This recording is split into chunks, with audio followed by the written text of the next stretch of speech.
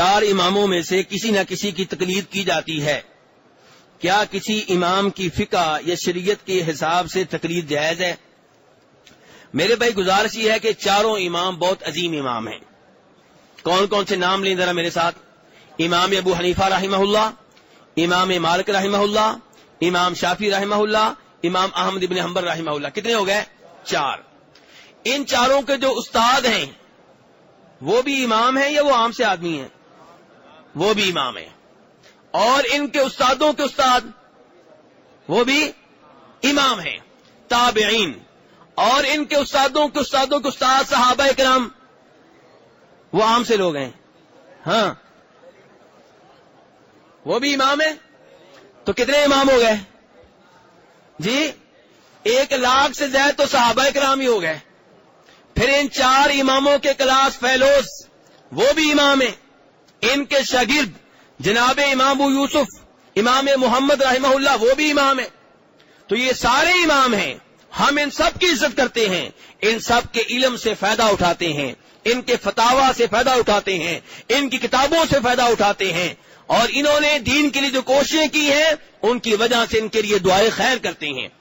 لیکن ایک بات ذہن میں رہے، خود ان اماموں کی یہ تعلیمات ہیں کہ جب آمنہ کے لال کا فرمان آ جائے، ان کی حدیث آ جائے، تو وہاں پہ نبی علیہ الصلوۃ والسلام کی حدیث کو لیا جائے گا، باقی سب کو چھوڑ دیا جائے گا. امام مالک رحمہ اللہ کہا کرتے تھے، ما منا الا ویؤخذ قوله ویرد الا صاحب هذا القبر. امام مالک کہہ رہے ہیں کہ ہم میں سے ہر ایک کی بات مانی بھی جا سکتی ہے اور رد بھی کی جا سکتی ہے، لیکن جو اس قبر میں مدفون ہیں ان کی ہر بات ماننا ضروری ہے. امام مالک نے آپ کی قبر کو کیا کہا ہے؟ قبر کہا ہے. کیا کہا ہے؟ ہوگی گستاخی؟ ہاں. امام مالک رحمہ اللہ نے آپ کی قبر کو کیا کہا ہے؟ قبر کہا ہے. اور آج آپ کی قبر کو قبر کہا جائے تو لوگ گھور گھور کے دیکھتے ہیں. بھئی صحابہ کرام آپ کی قبر کو قبر کہتے تھے. میرے بھائی قبر کہنے میں کیا توہین ہے؟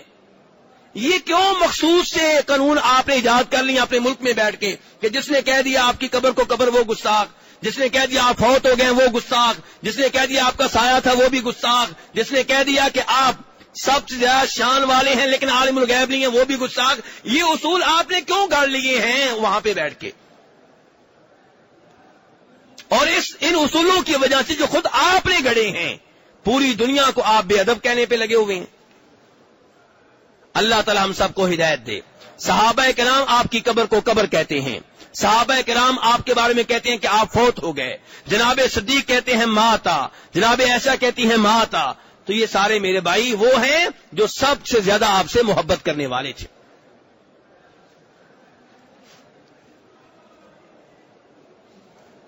تو بہرحال میرے بھائیو یہ 4 امام جو ہیں ان کے علم سے فائدہ اٹھانا چاہیے، لیکن جہاں پہ ان کا کوئی فتویٰ حدیث سے ٹکرائے تو وہاں کیا لیں گے؟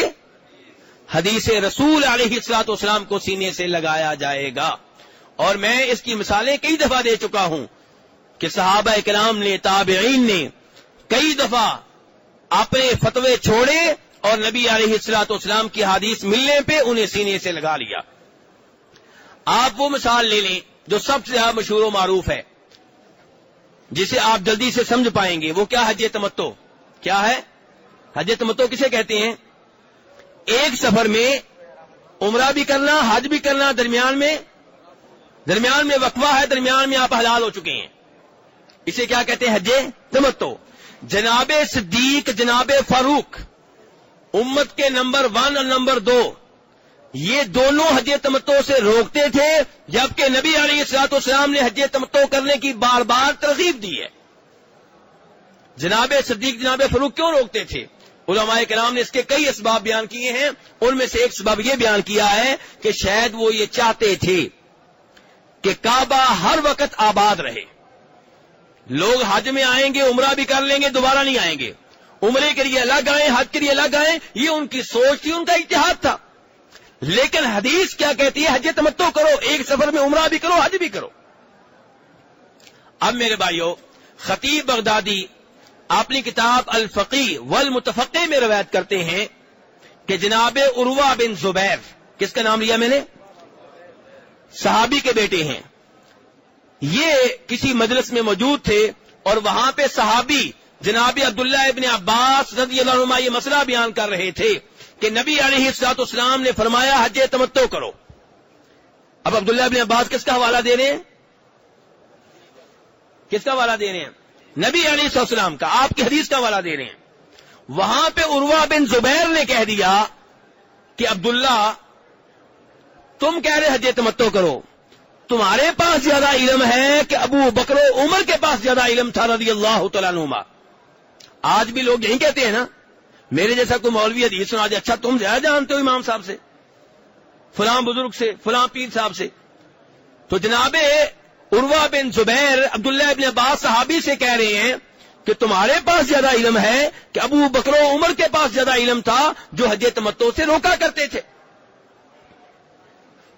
تو عبداللہ ابن عباس نے کیا کہا یوشک ان تنزل علیکم حجارۃ من السماء اقول قال رسول اللہ صلی اللہ علیہ وسلم وتقولون قال ابو بکر و عمر. میں تمہیں حدیث سنا رہا ہوں، نبی علیہ الصلوۃ والسلام کا فرمان سنا رہا ہوں، تم اس کے مقابلے میں جناب صدیق جناب فاروق کا قول پیش کر رہے ہو. آپ کی حدیث کے سامنے، آپ کے فرمان کے سامنے کسی اور کا قول پیش کرنا، فتویٰ پیش کرنا اتنا بڑا جرم ہے کہ عبداللہ ابن عباس کہنے لگے مجھے خدشہ ہے کہ کہیں تمہارے اوپر آسمانوں سے پتھروں کی بارش نازل نہ ہو جائے. میرے بھائیو، یہ مقام ہے حدیث کا. تو ہمارے یہ سارے امام قابل احترام ہیں، ہم ان سب سے محبت کرتے ہیں، بلکہ ان کے فتاوی علم سے فائدہ اٹھاتے ہیں تب جب حدیث نہ ملے. جب حدیث مل جائے تو اللہ کہتے ہیں یا ایھا الذین آمنوا لا تقدموا بین یدی اللہ ورسولہ. ایمان والو، اللہ کے رسول سے کسی کو بھی آگے نہ بڑھاؤ. یا ایھا الذین آمنوا لا ترفعوا اصواتکم فوق صوت النبی.